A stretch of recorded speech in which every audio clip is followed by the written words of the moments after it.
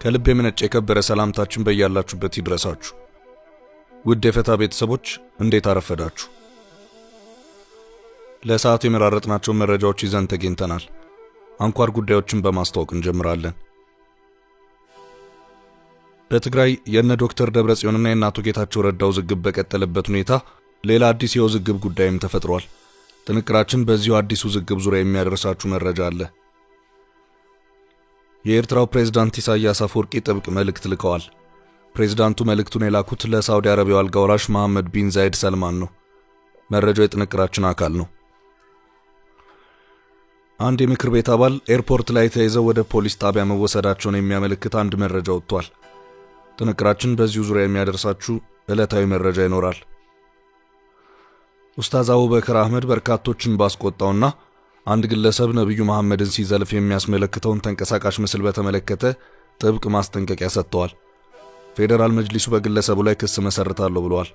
ዝርዝር መረጃውን እናደርሳለን። ከባቡር ፕሮጀክት ዝርፊያ ጋር በተያያዘ ባለስልጣናት ተባረሩ። በአዋሽ ወልዲያ ሐራ ገበያ የባቡር ፕሮጀክት ላይ ዝርፊያ ጋር በተያያዘ ከስልጣን የተባረሩ መኖራቸው ተሰማ። እርምጃውን የወሰደው የአፋር ክልል ነው። መረጃው ዝርዝር አለው። ትውልድ ኤርትራዊ ታዳጊ በስለት ተወግቶ ሕይወቱ አልፏል። ግድያውን ተከትሎ የህግ ሂደት ተጀምሯል። በስኮትላንድ የተፈጸመውን አሳዛኝ ክስተት በተመለከተ የምናደርሳችሁ መረጃ ይኖራል። እስከ ፍጻሜው አብራችሁን ቆዩ። የምንለቃቸው ዕለታዊ ትኩስ ዜናዎች እንዲደርሷችሁ ላይክ፣ ሼር፣ ሰብስክራይብ ማድረግ እንዳትረሱ።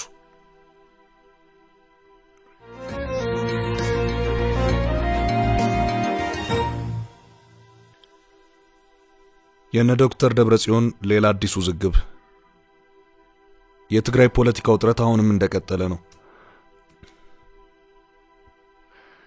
የአቶ ጌታቸው ረዳና የዶክተር ደብረጽዮን ልዩነት ነጥቦች ከቀን ወደ ቀን እየሰፉና እየበዙም ነው። አሁን ደግሞ አዲስ የልዩነትና የመከራከሪያ ሐሳብ ብቅ ብሏል። ይሄውም የክልሉን ምርጫ የሚመለከት ነው። ከትግራይ የሁለት ዓመታቱ ጦርነት በፊት ህወሓት ከኢትዮጵያ ብሔራዊ ምርጫ ቦርድ ውጪ ምርጫ አካሄዶ ነበር። በዚህም የትግራይ ክልል ምክር ቤት ተቋቁሞ ዶክተር ደብረጽዮን የክልሉ ፕሬዝዳንት ሆኑ። ሆኖም ብዙም ሳይቆይ ጦርነቱ ተቀሰቀሰ። የሁለት ዓመታቱም ደም አፋሳሽ ጦርነት ተካሄደ። በመጨረሻም የፕሪቶሪያው ስምምነት ተፈረመ። በዚህ ወቅት ዶክተር ደብረጽዮን ፕሬዝዳንት ሆነው የተመረጡበትና በፌደራሉ መንግስት ህገወጥ ተብሎ የተፈረጀው ምክር ቤት ቀሪ ተደረገ። በዚሁ መሰረትም የዶክተር ደብረጽዮን የትግራይ ክልል ፕሬዝዳንትነት አብሮ ቀሪ ሆነ ማለት ነው። እናም ትግራይ በምርጫ በሚመረጡ ተወካዮች እስክትተዳደር ድረስም በጊዜያዊ አስተዳደር ትመራ ተባለ። በአዲስ አስተዳደር ህወሓት አብላጫውን ድርሻ ይዞ ክልሉን የሚመራው ጊዜያዊ አስተዳደር ተቋቋመ። ክልሉን የሚመራው ፕሬዝዳንት የሚጸድቀው በፌደራሉ መንግስት ወይም በጠቅላይ ሚኒስትሩ በመሆኑ ዶክተር ደብረጽዮን መልሰው ክልሉን እንዲመሩ ጥረት ቢደረግም በጠቅላይ ሚኒስትሩ ተቀባይነት ባለማግኘቱ አቶ ጌታቸው መንበሩን ተረከቡ። በዚህ ወቅትም በህወሓት ውስጥ አለመግባባቶች ተፈጠሩ። ዶክተር ደብረጽዮን አቶ ጌታቸውንና ጄኔራል ጻድቃንን እኛ የላክናቸው የተኩስ አቁም ስምምነት እንድታደርጉ እንጂ በህዝብ የተመረጠ መንግስትን እንድታፈርሱ አልነበረም ሲሉም በአደባባይ ተናገሩ። ዶክተር ደብረጽዮን እሳቸው የክልሉ ርዕሰ መስተዳድር ሆነው የተመረጡበት ቅድመ ጦርነት ምክር ቤት በብርቱ ቆጫቸው። ይህ ብቻ ሳይሆን የአዲሱ የትግራይ ክልል ጊዜያዊ አስተዳደር ፕሬዝዳንት አለመሆናቸውም ክፉኛ አበሳጫቸው። እናም ከሰሞኑም ይህንኑ በፕሪቶሪያው ስምምነት መሰረት የፈረሰውን የቀድሞውን ምክር ቤት በተመለከተ ዶክተር ደብረጽዮን መልሰውና መላልሰው በየመድረኩ እያነሱት ይገኛሉ። በዚህ መሃል ደግሞ አቶ ጌታቸው ረዳ ትግራይን በካቢኔ ከማስተዳደር ይልቅ ምክር ቤት አቋቁሟል። ምክር ቤት የሚቋቋመው በህዝባዊ ምርጫ ቢሆንም አማካሪ ምክር ቤት በሚል ተጀምሮ ከህወሓት ውጭ ያሉ የክልሉን የፖለቲካ ፓርቲዎችና ሌሎች የህብረተሰብን ክፍሎች በማካተት ምክር ቤትን መስርቷል። የነ ዶክተር ደብረጽዮን ቡድን ደግሞ የኛን ምክር ቤት ፕሪቶሪያ ላይ ካፈረሱ በኋላ የራሳቸው ምክር ቤት አቋቋሙ በማለት ከሰሞኑ ክሳቸውን እያሰሙም ይገኛሉ። በአሁኑ ሰዓትም የነ ዶክተር ደብረጽዮን ቡድን ከዚሁ ከአቶ ጌታቸው ረዳ አዲሱ ምክር ቤት ጋር በተያያዘ መዋቅሩን ወደ ታችኛው የትግራይ ወረዳዎችና ቀበሌዎች እንዳያሰፋ ከበድ ያለ ተቃውሞን እያሰሙ ይገኛሉ። አቶ ጌታቸው ደግሞ የነ ዶክተር ደብረጽዮን ቡድን በታጠቁ ኃይሎች የመዋቅር ወረራ እያደረገ ነው በማለት የክልሉን የጸጥታ ኃይል ይመራሉ ለተባሉት ሌተናል ጀነራል ታደሰ ወረደ አቤት ብለዋል።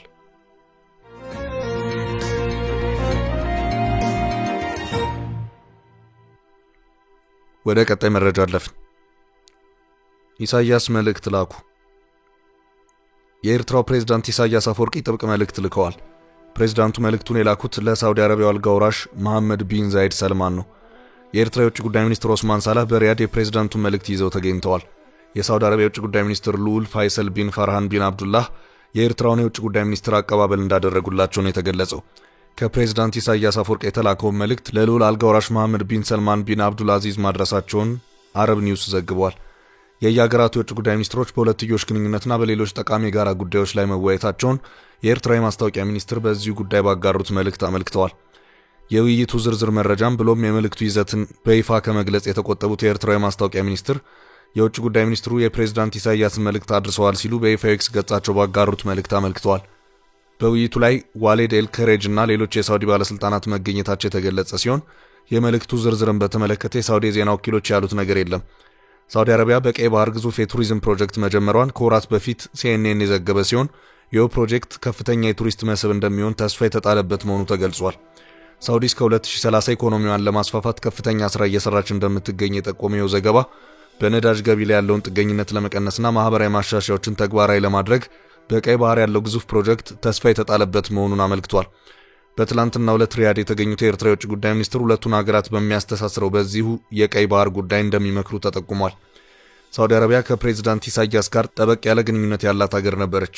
ፕሬዝዳንት ኢሳያስም አዘውትረው ወደ ሳውዲ አረቢያ ጎራ ይሉም ነበር። ሆኖም ከተወሰኑ ጊዜያት ወዲህ የሁለቱ ሀገራት ግንኙነት ተቀዛቅዟል። ፕሬዝዳንት ኢሳያስም የሪያድ ጉዟቸውን ገታ አድርገው እየታዩ ነው። በዚህ ማለት ነው የሰሞኑ የፕሬዝዳንት ኢሳያስ መልእክት ብቅ ያለው።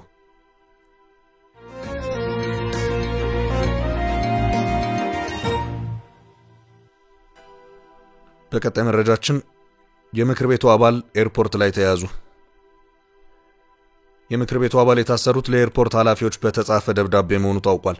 በዚህም ጉዟቸውን ለማድረግ ወደ ኤርፖርት ቅጥር ግቢ በገቡበት ወቅት በጸጥታ ኃይሎች ቁጥጥር ስር ውለው በፖሊስ ጣቢያ እንዲታሰሩ የተደረገ መሆኑም ታውቋል። አባሉ አቶ ዮሐንስ ተሰማ ይባላሉ። በቤንሻንጉል ጉሙዝ ክልል ምክር ቤት በኦሮ ዴሞክራሲያዊ ፓርቲ ወይም ቦዴፓ የተባለውን ተቃዋሚ ፓርቲ ወክለው በክልሉ ምክር ቤት ላይ ያሉ ሰው ናቸው። የውዝግቡ መነሻ የክልሉ ምክር ቤት ክልሉ በሚተዳደርበት ህገ መንግስት ላይ ማሻሻያዎችን በማድረጉ መሆኑን የቀደመው የቢቢሲ ዘገባ ያመለክታል። አቶ ዮሐንስ የአዲስ አበባ ጉዟቸውም የነበረው ከዚሁ ጋር በተያያዘ መሆኑ ታውቋል። እሳቸውና ፓርቲያቸው ያነሱትን የህግ ጥያቄ ተከትሎ በአዲስ አበባ ማብራሪያ እንዲሰጡ ጥሪ ተደርጎላቸውም ነበር ተብሏል። ሆኖም ጉዞ ሊሳካ አልቻለም። ቀደም ብሎ የማስጠንቀቂያ መግለጫ ወጥቶ የክልሉ መንግስት በእሳቸውና በሌሎች የፓርቲው አባላት ላይ ጉዞ እገዳ የጣለ መሆኑን ነው የታወቀው። የአቶ ዮሐንስን በቁጥጥር ስር መዋል በተመለከተ መረጃውን ምንጮች ያድርሰውኛል ያለው ኢትዮጵያ ኢንሳይደር አቶ ዮሐንስ ከአሶሳ አየር ማረፊያ ወደ ክልሉ ፖሊስ ኮሚሽን ጽህፈት ቤት እየተወሰዱ በነበረበት ወቅት በጸጥታ ኃይሎች በቁጥጥር ስር መዋላቸውን በተመለከተ ለአንድ ጓዳቸው አጭር የጽሑፍ መልእክት ልከውላቸውም ነበር። የኦሮ ዴሞክራሲያዊ ፓርቲን የወከሉ 3 የምክር ቤቱ አባላት በቅርቡ የጸደቁ 2 አዋጆችን የተመለከተ አቤቱታ ለህገ መንግስት ጉዳዮች አጣሪ ጉባኤ ያቀረቡ መሆኑን ዘገባዎች ያመለክታሉ። አቤቱታውን ካቀረቡት የምክር ቤቱ አባላት መካከል አንዱ የሆኑትና በፖሊስ ቁጥጥር ስር መዋላቸው የተሰማው የቦዴፓ የፖለቲካ ዘርፍ ኃላፊ አቶ ዮሐንስ ተሰማ ናቸው። በህገ መንግስቱ ላይ 3 ማሻሻያዎች የተደረጉ መሆኑ ታውቋል።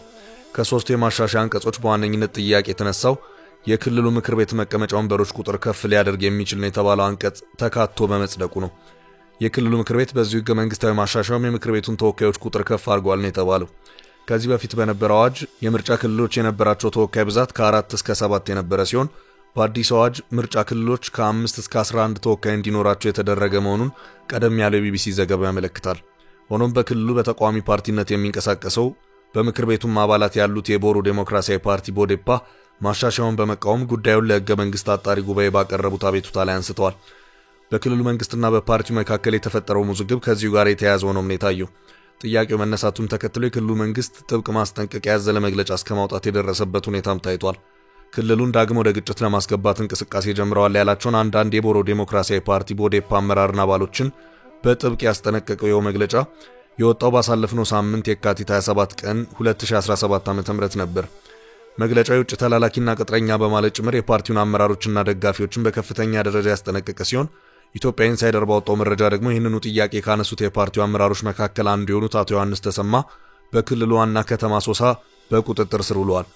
ወደ አዲስ አበባ ጉዞ ለማድረግ በአሶሳ ኤርፖርት ውስጥ እያሉ በጸጥታ ኃይሎች የተያዙት አመራሩ እንደ ኢትዮጵያ ኢንሳይደር ዘገባ ከሆነ ተወካዩ በአሶሳ ኤርፖርት የተገኙት በአዲስ አበባ ለፌዴራል ህገ መንግስት ጉዳዮች አጣሪ ጉባኤ ያስገቡትን አቤቱታ በአካል እንዲያስረዱ በመጠራታቸው ነበር።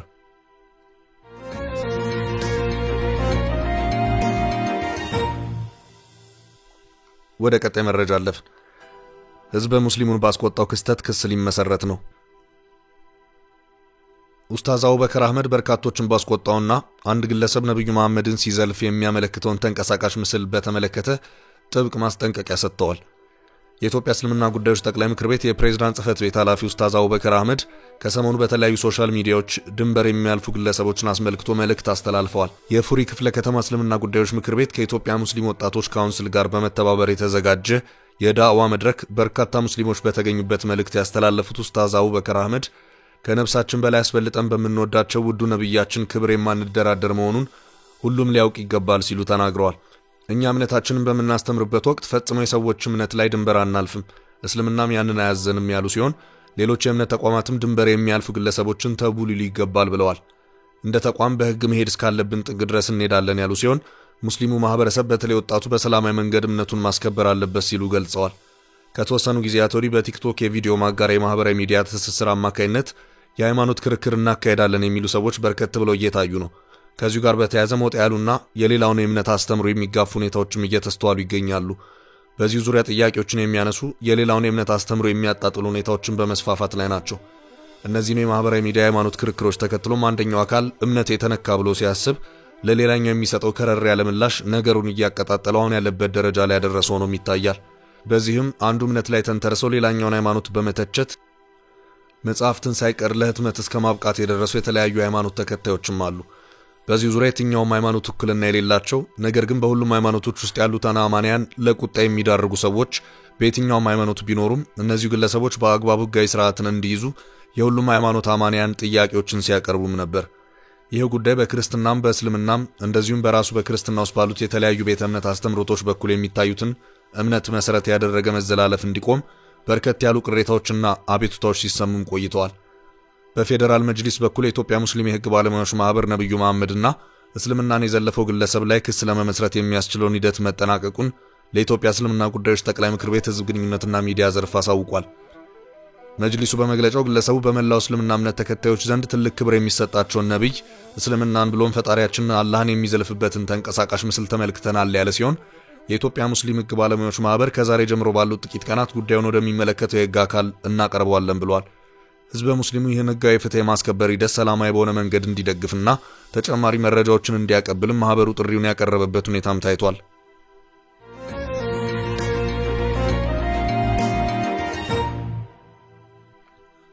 በቀጣይ መረጃ ከባቡሩ ፕሮጀክት ዝርፊያ ጋር በተያያዘ ባለስልጣናት ተባረሩ። በአዋሽ ወልዲያ ሐራ ገበያ የባቡር ፕሮጀክት ላይ ዝርፊያ ጋር በተያያዘ ከስልጣን የተባረሩ መኖራቸው ተሰማ። እርምጃውን የወሰደው የአፋር ክልል ነው። የአፋር ክልል መንግስት የባቡር ፕሮጀክት ስርቆት ላይ ተሳትፈዋል እንዲሁም ዝርፊያው ሲፈጸም ኃላፊነታቸውን አልተወጡም ያላቸውን ኃላፊዎች ከስራ ማሰናበቱን ተናግረዋል። የአፋር ብሔራዊ ክልላዊ መንግስት በአዋሽ ወልዲያ ሐራ ገበያ የባቡር ኃይል አቅርቦት ፕሮጀክት ላይ የተፈጸመው የስርቆት ወንጀል በጽኑ እንደሚያወግዝ ነው ያስታወቀው። ባለፉት 10 ቀናት ብቻ ከ80 ኪሎ ሜትር በላይ ኮንዳክተር ሽቦ ገመድና 25.7 ኪሎ ሜትር የኦፒጂደብሊው ፋይበር መስመር መዘረፉ የክልሉን መንግስት አሳዝኗል ብለዋል። በዚሁ ክስተት ኃላፊነታቸውን በአግባቡ ያልተወጡ የወረዳ የሥራ ኃላፊዎች ከኃላፊነታቸው መነሳታቸውን መረጃ ያመለክታል። በኢትዮጵያ ኤሌክትሪክ ኃይል የአዋሽ ወልዲያ ሐራ ገበያ ኃይል አቅርቦት ፕሮጀክት ሳይት ስራ አስኪያጅ አቶ ተክለወይን ብርሃን አሰፋ እንዳሉት በ2016 እና 2017 በጀት ዓመት በገቢ ረሱ ዞን በተፈጸመው ስርቆት ከ$717,000 በላይና ከ25.3 ሚሊዮን ብር በላይ ኪሳራ መመዝገቡን ተናግረዋል። የኤሌክትሪክ ኃይሉ የሰሜን ምስራቅ 2 ሪጅን የማስተላለፊያ መስመሮችና ማከፋፈያ ጣቢያዎች ኦፕሬሽን መምሪያ ዳይሬክተር አቶ ሐሰን መሐመድ በበኩላቸው ሪጅኑ 3 የኃይል ማከፋፈያ ጣቢያዎችንና ከ436 ኪሎ ሜትር በላይ የሚሸፍኑ የማስተላለፊያ መስመሮችን እንደሚያስተዳድር ገልጸዋል። ተቋሙ ለህብረተሰቡ ኤሌክትሪክ ለማዳረስ በሚያደርገው ጥረት ውስጥ በኃይል ተሸካሚ ብረት ምሰሶዎችና የኮንዳክተር ሽቦ ላይ የሚፈጸመው የስርቆት ወንጀል ማነቆ እንደሆነ አስረድተዋል። የዞንና የወረዳ እንዲሁም የጸጥታ ዘርፍ አካላት በኃላፊነት ስሜት መንቀሳቀስ አለመቻላቸው በኃይል መሰረተ ልማቶቹ ላይ ከፍተኛ የዝርፊያ ወንጀል እንዲፈጸም በር ከፍቷል ተብሏል። የአዋሽ ወልዲያ ሐራ ገበያ ባቡር ፕሮጀክት በሰሜኑ ጦርነት ጊዜ ከፍተኛ ስርቆት እንደተፈጸመበት ይታወሳል። ፕሮጀክቱን የሚሰራው ድርጅት ለደረሰው ውድመትና ጥፋት ከመንግስት ካሳ እንዲሰጠው ጠይቆ ስምምነት ላይ ሳይደረስ በመቅረቱ ፕሮጀክቱ አሁን እንደተቋረጠ መቀጠሉም ይታወሳል። የባቡር መስመሩ ግንባታ በአብዛኛው የተጠናቀቀ ቢሆንም የኃይል አቅርቦትና በመሃል የተፈጠረው ከፍተኛ የሀብት ዝርፊያ ስራውን እንዳይጀምር ከፍተኛ ማነቆ ሆኗል። እንደ አውሮፓ አቆጣጠር በ2015 ግንባታ የተጀመረው የባቡር መስመሩ 10 ስቴሽኖች ሲኖሩት ከመስመሩ 10 ኪሎ ሜትር በተራራ ስር የሚያቋርጥ 12 ዋሻዎችን የያዘ ነው። 8 የኃይል መቆጣጠሪያ ጣቢያዎች ያሉ ሲሆን ጥገናና ሌሎች ማዕከላትም የተሟሉለት ነው። ከቱርክ ባንክ በተገኘ 1.7 ቢሊዮን ዶላር ግንባታ የተከወነ ሲሆን ተቋራጩም የቱርክ ካምፓኒ ነው። የባቡር መስመሩ በድምሩ 392 ኪሎ ሜትር ርዝመት ያለው ነው።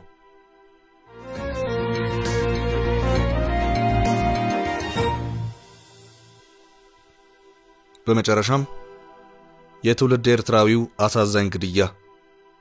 ትውልድ ኤርትራዊው ታዳጊ በስለት ተወግቶ ሕይወቱ አልፏል።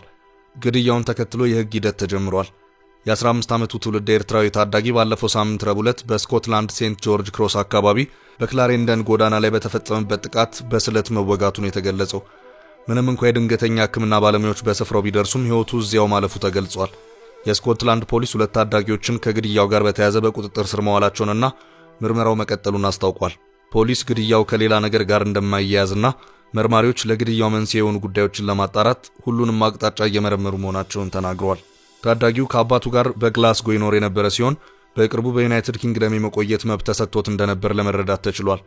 ፖሊስ ግድያውን በሚመለከት መረጃ ያለው ማንኛውም ሰው ለዚህ ምርመራ ተብሎ በተከፈተው የመረጃ መቀበያ በኩል ጥቆማውን እንዲሰጥ ጥሪ አቅርቧል። በሌላ በኩል በስኮትላንድ ተወግቶ የተገደለው ትውልድ ኤርትራዊውን ታዳጊ አሳዛኝ ክስተት በተመለከተ ጓደኞችና ቤተሰቦች እንዲሁም ሌሎች ወገኖች የሻማ ማብራት ስነ ስርዓት አከናውነዋል። ይህ የ15 ዓመት ታዳጊ ኤርትራዊ ረቡዕ ዕለት አስክሬኑ የተገኘው ሴንት ጆርጅ በተሰኘው አካባቢ ሲሆን በዚህ ቦታ ላይ በርካቶች ተገኝተው ሐዘናቸውን ገልጸዋል።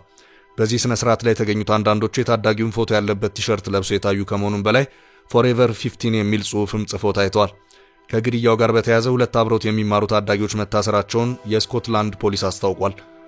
የግድያውን ኬዝ የያዙት መርማሪ ፖሊስ በበኩላቸው የግድያው መልስ ያለው የአካባቢው ማህበረሰብ ጋር ነው ካሉ በኋላ ባልደረቦቻቸው መንገድ ላይ ካሜራዎችን እየተመለከቱ እንዲሁም ቤት ለቤት በመሄድ ጥያቄዎችን እያቀረቡ መሆኑን ተናግረዋል። አክለውም በዚህ አስጨናቂ ጊዜ ከታዳጊው ቤተሰቦችና ወዳጆች ጋር መሆን ይገባል ብለዋል። ፖሊስ ለተጎጂ ቤተሰቦች ልዩ ድጋፍ ማድረጋችንን እንቀጥላለን ሲል ክስተቱን አስመልክቶ በሰጠው መግለጫ አመልክቷል። ለዛሬ ያዝንላችሁን ርዕሰ ጉዳዮች እዚህ ላይ ቋጨን። ላይክ፣ ሼር እና ኮሜንት በማድረግ ለቻናላችን ድጋፋችሁን መግለጽ እንዳትዘነጉ እያልን ከሌሎች መረጃዎች ጋር ደግመን እስክንገናኝ ቸር ያሰማን።